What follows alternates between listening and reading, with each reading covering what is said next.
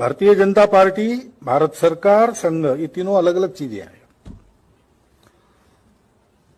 संघ उसमें दखल नहीं देता। हाँ, हमारे संशय को आए हैं, इसलिए हमने कुछ किया, कहा तो विचार तो जरूर करते हैं।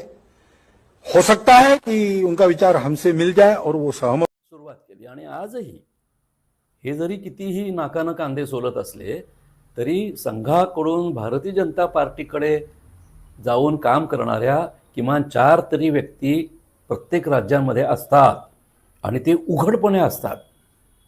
आणि तरीही आमचा सत्तेशी संबंध नाही, राजकारणाचा संबंध नाही, ते काय पक्ष फोडतात आणि भ्रष्टाचार करतात, आम्हाला काही घेणं देणं नाही असं म्हणतात, तर ते साफ चुकीचं आहे।